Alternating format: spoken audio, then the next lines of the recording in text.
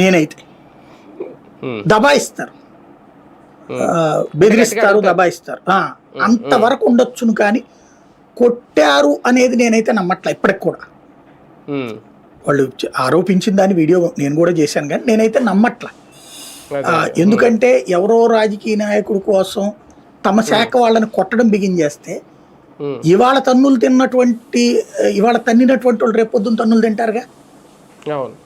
ఇప్పటికే ఒక దిగజారిపోయినటువంటి పరిస్థితి ఏంటంటే, ఉమ్, ఇవాళ పోలీసుకి సెక్యూరిటీ లేదు, ఐఏఎస్కి ఉమ్, సెక్యూరిటీ లేదు. ఒకప్పుడు ఉమ్, ఏ శాఖలైతే విలువైనటువంటివి ఉన్నాయో వాళ్ళు ఇప్పుడు దోషులుగా ఐపీఎస్లు అరెస్ట్లు అవుతుండే, ఐఏఎస్లు అరెస్ట్లు అవుతుండే, ఇట్లాగా పోలీసులు అరెస్ట్లు అవుతుండే, మామూలు ఉమ్, పోలీసులు.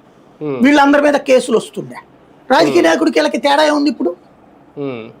అలాంటి దరిద్ర పరిస్థితి వచ్చినప్పుడు రేపు వీళ్ళకి సేఫ్టీ ఉండదు కదా. అంటే నాయకుల కాబట్టి కంటే రేపొద్దున ఈ సిట్ అధికారులను సిఐడి అధికారులు భయపడాలేమో ఒకవేళ ప్రభుత్వం మారితే.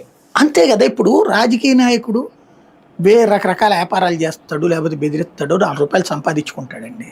లేదంటే ఆడికి ఇది విదేశాలకు కాకపోతే పారిపోతాడు పార్టీ ఇలాగా మారితే. పారిపోడు, దాక్కుంటాడు, మళ్ళీ వస్తాడు. అదే ఆ పోరాడితేనే కదా విదేశాల్లో ఉండేది. వ్యాపారాలు డబ్బులు ఉంటే అక్కడికి వెళ్తారు అంతే. సంపాదించుకుంటాడు, ఉమ్, డబ్బులు సంపాదించుకుని వాళ్ళ కాకపోతే మళ్ళీ పవర్ వచ్చిన రోజున తన పెత్తనం తను చేస్తాడు. అదే, డబ్బులకి అవును. డోకా ఉండదు అతనికి, ఉమ్, ఏది ఈ పెద్ద ఇష్యూస్ లో ఉండేటటువంటి వాళ్ళకి. అవును అవును. అదే